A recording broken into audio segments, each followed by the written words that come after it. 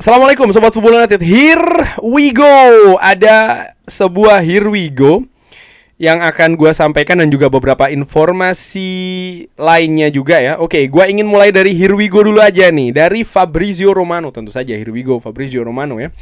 Andre Onana ke Trabzonspor on loan, peminjaman. Here we go.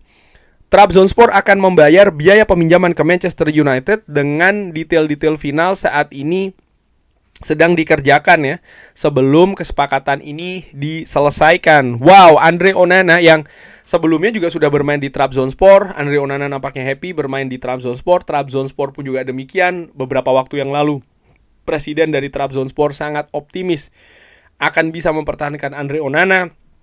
Tapi beberapa waktu sebelumnya sempat mengatakan kalau angka dari Andre Onana ini masih terlalu tinggi bagi Trabzonspor ya untuk bisa melakukan transfer permanen dari Manchester United. Tapi akhirnya untuk penjaga gawang berusia 30 tahun ini mendapatkan kejelasan. Dia akan dipinjamkan ke Trabzonspor. Sementara kontrak di Manchester United sendiri ini akan sampai dengan tahun 2028. Jadi menurut perkiraan gue dia akan berada di Liga Turki di Trabzonspor sampai dengan musim panas tahun depan. Ya, lalu dia akan menjalani satu musim terakhir sebagai pemain Manchester United. Mudah-mudahan ada klub yang akan mentransfer dan menurut gue bisa jadi demikian ya, karena valuasinya pastinya akan jatuh. Dia akan menjalani kontrak terakhir di Manchester United. Mungkin akan ada peminjaman lain. Gue juga nggak tahu, tapi yang paling tidak yang sudah jelas adalah ya Andre Onana tidak akan kembali ke Manchester United. Dan ini seperti kayak yang gue perkirakan, ini seperti rencana dari Manchester United.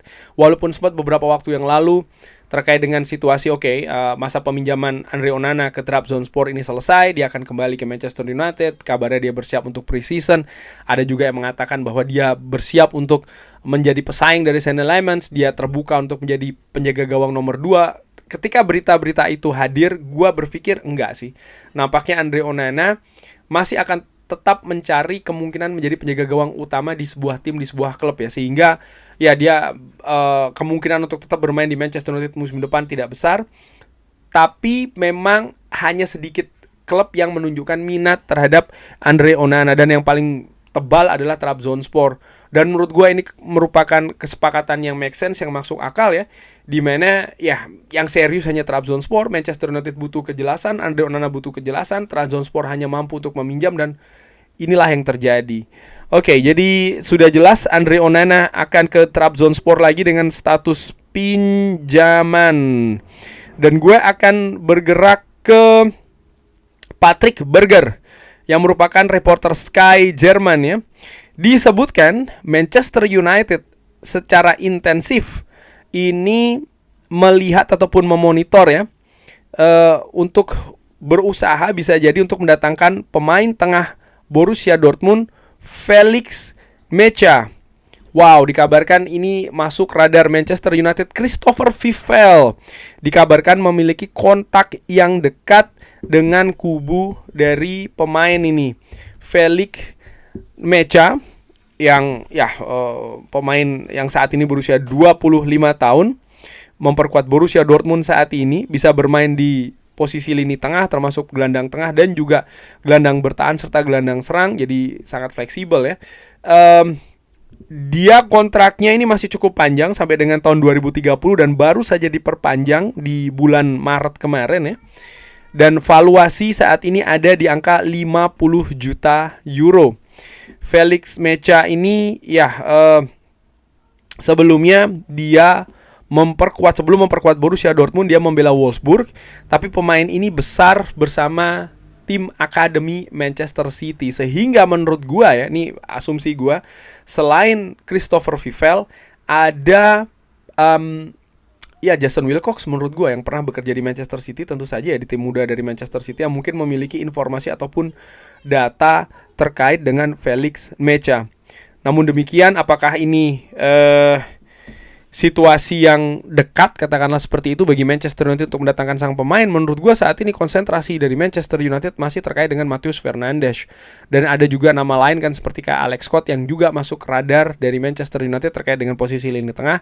Dan juga keadaan dari Tchouaméni yang ada berbagai informasi, berbagai kabar yang menyebutkan mungkin sang pemain terbuka ya untuk meninggalkan Real Madrid. Real Madrid ada kemungkinan juga membuka pintu tersebut, walaupun belum jelas, walaupun belum pasti, tapi keadaan bisa saja secara cepat ini berubah terkait dengan posisi lini tengah. Tapi menurut gue, ya dia memiliki kelas, dia memiliki kualitas, pemain yang saat ini juga bermain di Piala Dunia ya bersama dengan tim nasional Jerman.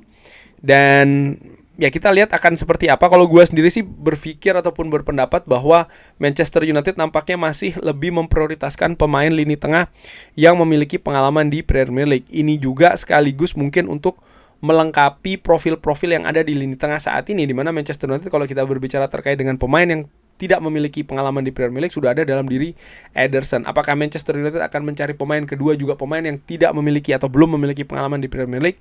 Gua secara ringan amatiran saat ini nampaknya meragukan hal tersebut akan diambil oleh Manchester United ya, karena ada resiko dan lain-lain. Tapi tentu saja ada pertimbangan ya yang juga tidak bisa diremehkan dari manajemen Manchester United. Semisal mereka memilih bergerak untuk mendatangkan pemain seperti kayak Felix Mecha ini ya, yang tidak memiliki pengalaman di Premier League secara langsung, mungkin mereka memiliki analisa dan juga perhitungan dianggap mungkin bisa memberikan kontribusi yang positif ya. Gue sih akan akan positif dulu sampai terbukti sebaliknya, katakanlah seperti itu ya. Dan gua juga akan ke kabar lain ini dari jurnalis Daily Mail Chris Wheeler, Crescencio Summerfield, dan juga terkait dengan posisi serang sayap kiri. Ya, Manchester United ini dikabarkan memonitor secara intensif ya Crescencio Summerfield. Ini juga dikonfirmasi sebelumnya oleh The Athletic. Nah, disebutkan oleh Chris Wheeler dalam salah satu podcast ini, mereka tidak bisa langsung begitu saja menghabiskan 50 juta pounds untuk Summerfield dan gajinya ketika mereka bisa mempertahankan Rashford. Mereka harus berhati-hati agar yakin bisa mendapatkan klub baru untuk Marcus Rashford sebelum merekrut pemain lain untuk posisi bermain di sayap kiri. Summerfield adalah pemain yang sudah dikonfirmasi oleh klub. Dia ada dalam daftar, dia adalah seseorang yang sedang dipertimbangkan oleh Manchester United. Nah, ini kabar yang menarik, situasi yang menarik juga ya, bagaimana Manchester United belum bisa bergerak secara bebas untuk mendatangkan pemain serang sayap kiri sebelum keadaan dari Marcus Rashford ini jelas. Kalau keadaan dari Marcus Rashford ini jelas ya, baru Manchester United akan bergerak untuk mencari pemain serang sayap kiri. Dan menurut gue ini sangat make sense, karena kalau Manchester United mendatangkan pemain dulu ya, Summerfield katakanlah demikian, lalu Manchester United ini baru akan bergerak melepas Marcus Rashford, bisa jadi akan dalam keadaan yang sulit, sehingga mereka mungkin akan terdesak ya untuk menerima berapapun tawaran untuk Marcus Rashford, di mana Manchester United tidak ingin berada dalam posisi seperti itu. Menurut gue seperti itu ya keadaannya, sehingga untuk posisi serang sayap kiri mungkin konsentrasi utama adalah bagaimana untuk bisa mendapatkan klub baru bagi Marcus Rashford, di mana mungkin perhitungan dari Manchester United sebelumnya ini akan terjadi dengan Barcelona. Tapi ya kita tahu bahwa ini di luar perkiraan, ini di luar mungkin prediksi juga, termasuk oleh gue yang pada saat itu gue sangat optimis, percaya bahwa Rashford Barcelona ini akan bersama kembali musim depan. Tapi fakta saat ini belum jelas ya Rashford akan kemana. Jadi Manchester United juga belum pasti akan mendapatkan pemasukan berapa dari Marcus Rashford. Ini juga menentukan pergerakan selanjutnya bagi Manchester United untuk mendatangkan pemain di sayap kiri, karena ini juga ada kaitannya menurut gue ya dengan operasional budget yang akan digunakan oleh Manchester United. Karena semisal Manchester United ini melepas Marcus Rashford, tidak hanya akan mendapatkan income ya, artinya pemasukan dari transfer, tapi juga gaji dari Rashford yang cukup tinggi yang bisa dihemat oleh Manchester United. Dan kalau ini dikumpulkan jadi satu kan juga akan menjadi sebuah kekuatan biaya operasional yang bisa dilakukan oleh Manchester United, digunakan ya di bursa transfer. Mungkin juga untuk mendatangkan Crescencio Summerfield yang saat ini memiliki performa yang bagus bersama dengan tim nasional Belanda, sehingga sangat mungkin West Ham United juga akan memasang angka yang tidak murah ya untuk pemain berusia 24 tahun ini yang sempat memperkuat Feyenoord Rotterdam di Belanda. Kurang lebih seperti itu Sobat Football United. Bagaimana? Ada pendapat yang lain? Seperti biasa silakan drop di kolom komen.